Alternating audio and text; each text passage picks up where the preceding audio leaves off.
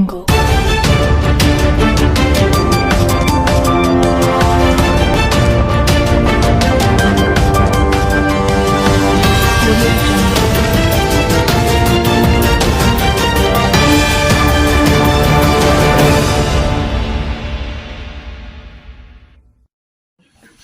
lamang nakaraang buwan ay nilagdaanan ng Pangulo ang memorandum sa pagbabalik ng face-to-face classes sa ilan sa mga lugar sa ating bansa.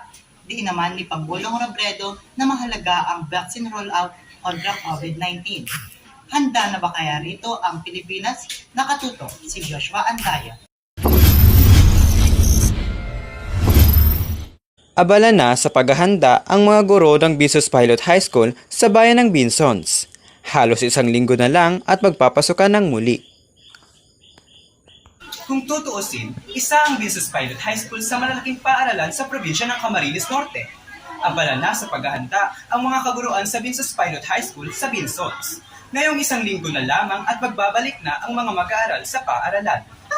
Busy po, masaya dahil pagkatapos ng ilang taong naantala ang klase ng mga bata ay babalik na muli sila sa kanilang paaralan. Saya po dahil hindi na ako mahihirapang magsagot ng modules at dahil may gagabay na sa akin upang maintindihan ng mga lessons. Kahit na meron pa ring pandemya ngayong face-to-face classes ay ayos lang naman dahil unti-unti na rin naman itong mawawala at marami namang paraan upang maiwasang magkaroon ng COVID. Maganda pa rin talaga yung may nagtuturo sa iyo ng mga aralin kaya natutuwa ako ngayong may face-to-face classes na. Bagamat nasasabik na ang mga bata sa pagpasok sa paaralan, ilang mga magulang ang nangangamba pa rin sa pagbabalik ng klase. Ngayong nasa gitna pa rin tayo ng pandemya. Siyempre natatakot, hindi naman po natin alam kung ligtas na ba ngayon. Siyempre po hindi natin kilala kung sino yung nakakasalumuhan natin sa araw-araw. Nakakabahala na rin po, kawawa ang mga bata. Git naman ang municipality mayor ng naturang lugar, mahigpit pa rin ipinapatupad ang pagsusot ng face mask ng mga bata sa loob ng paaralan.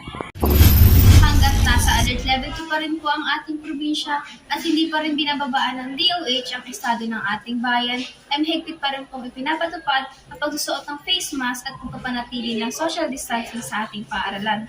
Katuwang po ng school division ay nagpasagwa po tayo ng mga patakaran patungkol diyan. Babala naman ng DOH na panatilihin pa rin ang mahigpit na patakaran sa loob at labas ng paaralan dahil sa posibleng pumalo ng 16,000 kaso kada araw ang maiulat sa ating bansa. Ngayong magbabalik ng muli ang face-to-face classes sa paaralan. Payo ng DOH na magpabakuna upang ligtas tayo sa banta ng COVID-19. Ako, si Jan Ronald Garcia at isang magandang gabi, Bayan.